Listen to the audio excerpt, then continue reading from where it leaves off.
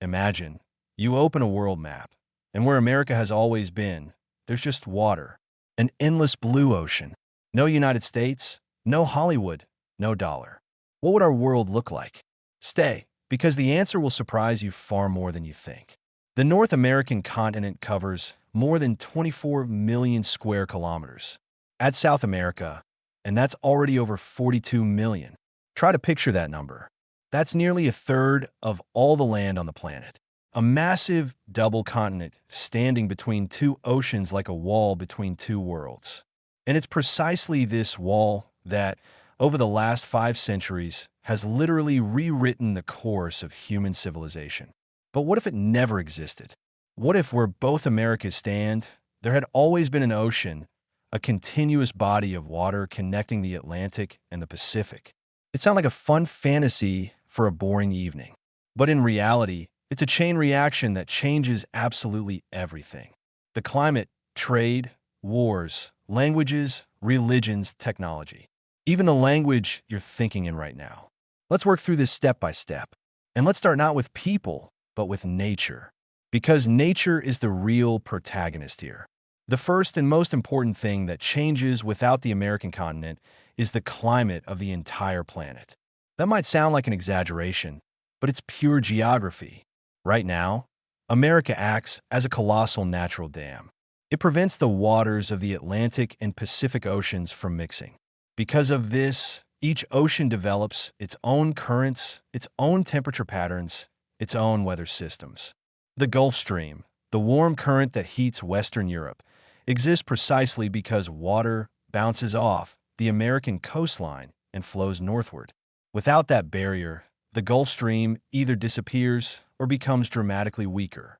What does that mean for Europe? London, Paris, Amsterdam, cities that today enjoy a mild maritime climate, could have temperatures more like those of Quebec, Canada. Harsh winters, short summers, far more difficult conditions for farming. Would such a dense civilization have developed here at all? That's an open question. On the other hand, the mixing of ocean waters might bring more moisture to some arid regions. The Sahara, perhaps not such a merciless desert. Parts of the Middle East might be more fertile. Asian monsoons might behave differently. The planet as a whole would be different. Not better, not worse, just radically, fundamentally different. And in this different world, people live. They build cities, trade, wage wars, and dream. And one day, in a different climate, with different resources, they begin to wonder whether there might be something beyond the horizon. Let's travel to 15th century Europe. This is an era when the old continent is literally boiling with ambition. Portugal has been crawling down the African coastline for years, searching for a sea route to India. Spain watches with envy, also wanting its share of Asian trade, spices, silk, gold. And then comes Christopher Columbus, a Genoese sailor with a strange idea. He says, "Why sail east around Africa? The earth is round. Let's sail west, and we'll reach Asia faster." The Spanish crown, after long deliberation, agrees. 1492. 3 ships set sail from Palos, heading west. In our reality, after a few weeks, they stumble upon the Caribbean islands. Columbus thinks he's reached Asia, and he's wrong. But that mistake changes everything. Now imagine, those islands don't exist. No land whatsoever. The ships sail for a week, 2 weeks, 3 weeks, a month. The crew begins to panic. Food and water supplies dwindle. Columbus holds firm, but even he begins to doubt. And finally, a turnaround. Return to Spain with nothing. What happens next? Spain concludes, there's probably no westward route to Asia, or it's far too long to be practical. Attention shifts back to the African route. Portugal in 1498 still reaches India. Vasco da Gama rounds the Cape of Good Hope. That route becomes the main one, the only one. And the entire colonial project, as we know, it simply doesn't happen. Not because Europeans suddenly become kinder, but because there's nowhere to sail to the west. There's no continent to discover and claim. Now think about what this means for the people who, in our reality, lived on those lands. At the time of America's discovery, in truth, its conquest Between 50 and 100 million people lived across the two continents. These were not savages in the jungle, as European chroniclers loved to portray them. They were complex, sophisticated civilizations. The Aztecs built Tenochtitlan, a city in the middle of a lake that surpassed contemporary London or Paris in both size and organization. They had an intricate agricultural system, astronomy, mathematics, art, and diplomacy. The Incas created an empire stretching thousands of kilometers along the Andes, complete with roads, a communication network, and food storehouses designed for times of famine. The Maya had one of the most precise calendars in human history and a writing system used to record knowledge of medicine, astronomy, and philosophy. Without European conquest, without the diseases that wiped out up to 90% of the indigenous population, without forced labor, without the destruction of entire cultures, these civilizations would have continued to develop. Where would they have arrived in another 500 years?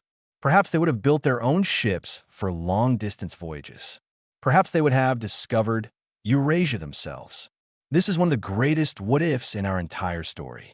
Let's return to Europe and trace another consequence, perhaps the most painful one in this entire alternative history: the transatlantic slave trade. Over 3.5 centuries, between 12 and 15 million Africans were forcibly removed from their continent and enslaved on American plantations. This is one of the greatest human tragedies in recorded history, and it was built on a very specific economic foundation. Plantations in America needed cheap labor, and Africa proved to be a convenient source. Without the American continent, there are no sugar plantations in the Caribbean, no cotton fields in Virginia, no industrial machine grinding human lives into profit. Of course, slavery existed in Africa, Asia, and Europe long before this, but not on such a scale, not with such systematic organization, not with such a racial underpinning. In an alternative world without America, African states and peoples develop according to their own internal logic. Mali, Songhai, Congo, Zimbabwe, great African states that in our reality were undermined or destroyed by colonialism, continue to exist, trade, compete with one another, and grow. What would Africa look like today without 500 years of plunder?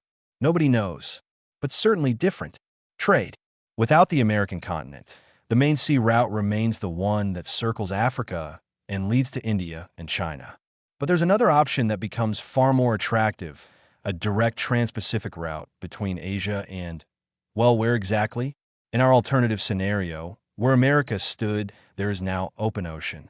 This means ships can sail from the eastern coast of Asia straight westward and reach Europe across an unbroken expanse of water. Or the reverse. This fundamentally transforms maritime trade. Who benefits most? Probably China and Japan. In our reality, China in the 15th century had the most powerful fleet in the world, the famous treasure ships of Admiral Zheng He, which reached Africa before the Portuguese had even learned to round its cape. But then China deliberately turned away from maritime expansion.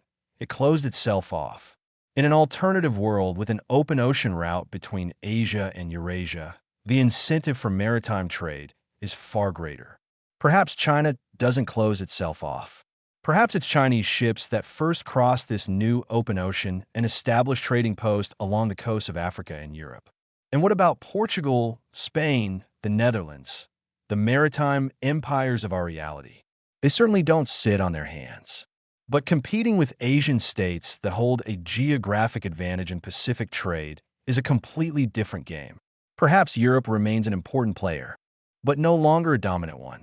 Perhaps the center of gravity of the world economy never shifts westward, and Asia remains the wealthiest region on the planet for several hundred years longer than in our timeline. Now, money and technology. Because here, the alternative history becomes especially fascinating. The Industrial Revolution in Britain in the late 18th century was not simply the invention of the steam engine. It was a complex interweaving of factors: cheap raw materials from the colonies, markets for finished goods, capital accumulated through trade, and a particular social structure that encouraged entrepreneurship. A significant portion of that capital and those raw materials, cotton, sugar, tobacco, metals, came directly from the American colonies. Without this flow of resources, the British economy develops differently. The Industrial Revolution is either delayed by decades, perhaps centuries, or it happens somewhere else entirely. Perhaps in the Netherlands, which even without American gold was a leading trading nation. Perhaps in China, which in the Middle Ages already possessed all the basic technological preconditions for industrialization: paper, gunpowder, the compass, advanced metallurgy. Imagine a world where the first factories appear not in Manchester, but in Canton or Osaka, where the first steam engine is described in Chinese technical treatises rather than British patents, where the language of science and technology is Mandarin, not English. An entirely plausible scenario. And if the technological center shifts to the east, so too does military power, cultural influence, and ultimately, which language becomes international. In our reality, English became the language of global communication largely thanks to the British colonial empire and American superpower status.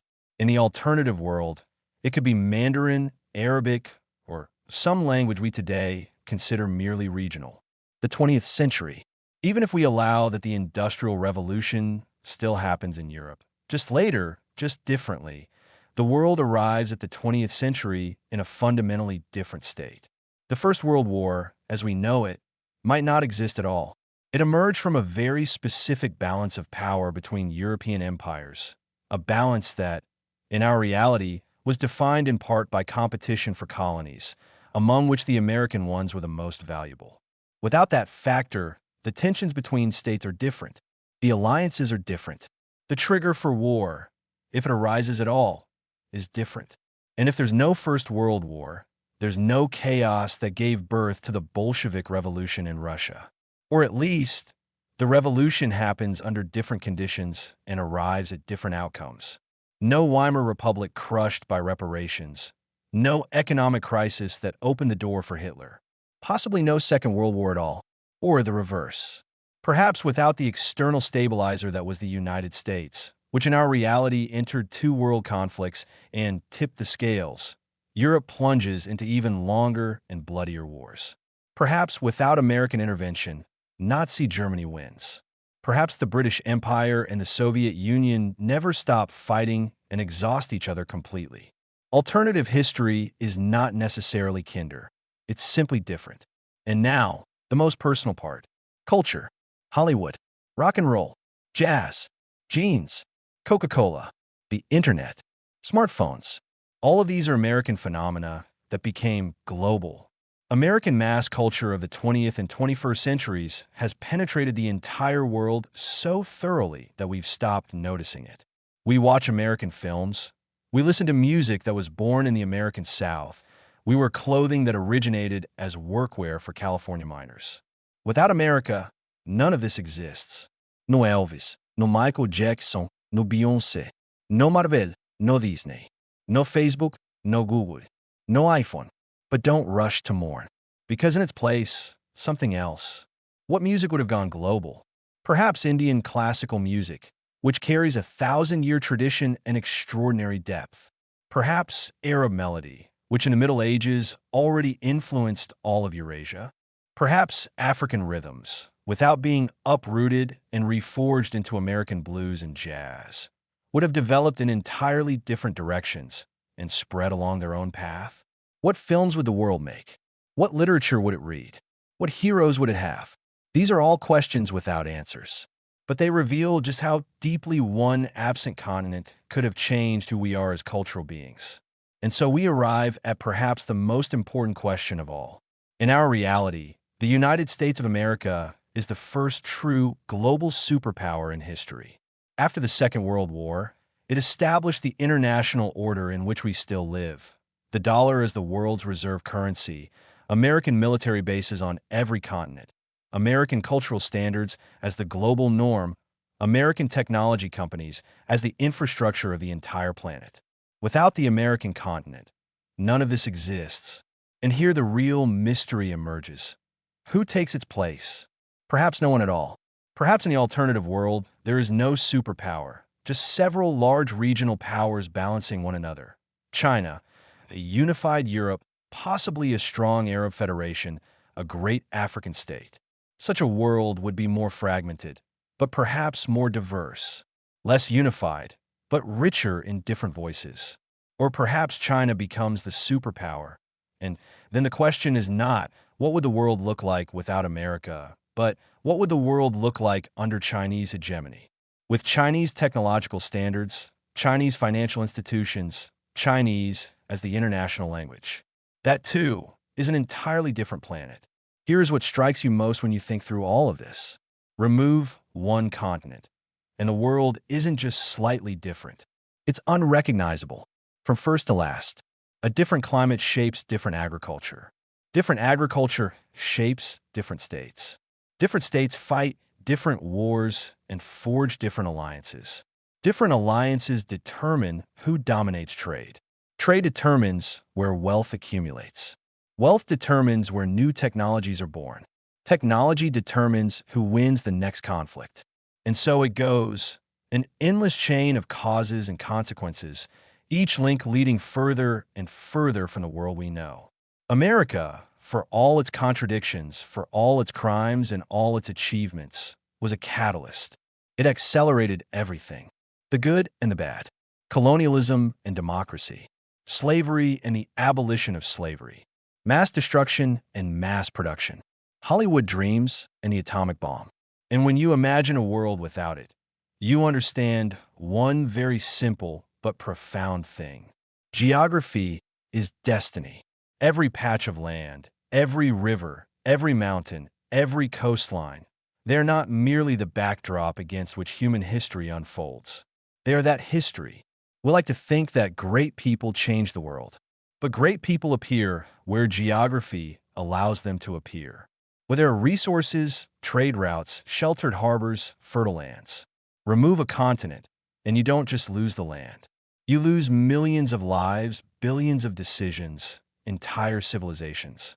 And in their place, others grow, just as complex, just as contradictory, just as human. We are children of our geography, even if we never think about it. If you enjoyed looking into parallel worlds, subscribe to the channel. This is where we ask exactly these kinds of questions. What would have happened if history had taken a different turn? Next time, we'll explore, what if Africa were an island? What if the Mediterranean Sea dried up and became dry land? What if Antarctica melted and sea levels rose by 60 meters? Every question like this is an entire planet to rediscover. See you in the next one.